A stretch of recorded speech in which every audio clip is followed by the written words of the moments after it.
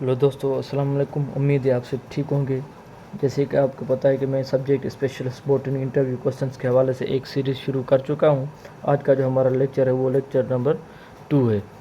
आज हम यहां से शुरू करेंगे, वो है प्लाज्मा मेम्ब्रेन।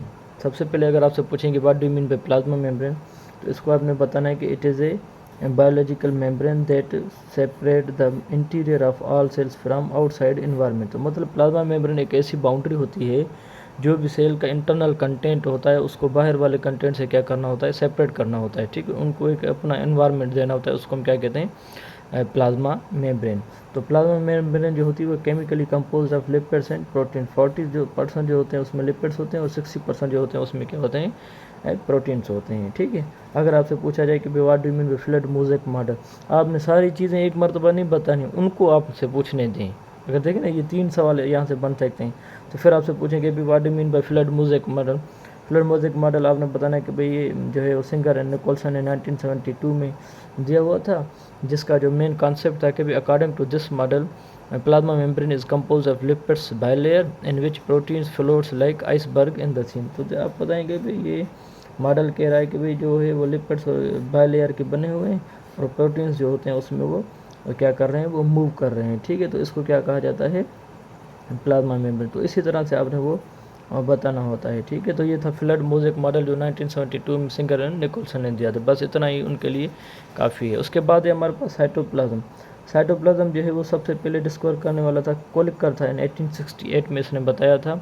अब इसको हम डिफाइन कैसे करते हैं, the part between nuclear membrane and cell membrane called as cytoplasm. ठीक है, और ये क्या होता है, it is a transparent jelly like substance consist on 80 to 90% mostly water. और ये क्या होता है, हाईली कॉम्प्लेक्स होता है, consist on proteins lipids and जो होता है वो कार्बोहाइड्रेट्स पर मुश्तमिल होता है। अगर आप ये देखें, ये सेल है हमारे पास, ये न्यूक्लियस, तो बीच में जो भी कंटेंट है कॉम्प्लेक्स, उसमें ऑर्गेनिक एसिड्स भी होते हैं, लिपिड्स, प्रोटीन, कार्बोहाइड्रेट्स भी होते हैं, और जेली लाइक सब्सटेंस होता है। जो भी चीज़ें इनके अंदर होती हैं तो उसको क्या कहा जाता है, साइटोप्लाज्म कहा जाता है।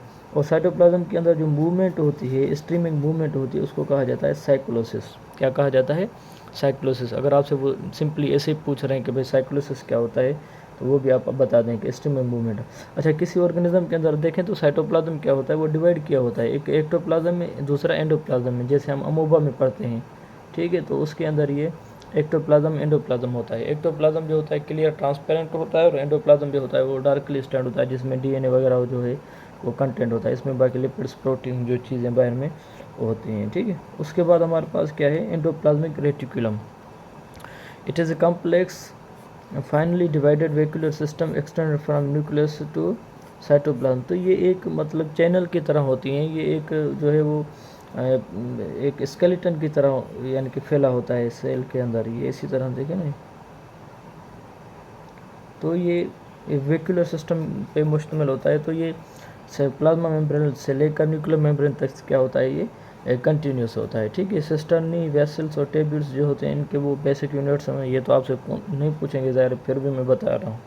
और आपसे ये पूछ सकते हैं कि एंडोप्लाज्म के कितने टाइप्स होते हैं, ईआर और पार्ट्स होते हैं, रफ एंडोप्लाज्म रेटिकुलम और स्मूथ एंडोप्लाज्म रेटिकुलम। या ये पूछ सकते हैं कि रफ का क्या काम है, वहाँ पे राइबोसोम्स मौजूद होते हैं, इसकी वजह से ये जहाँ पे भी होंगे वो प्रोटीन्स पैदा करेंगे।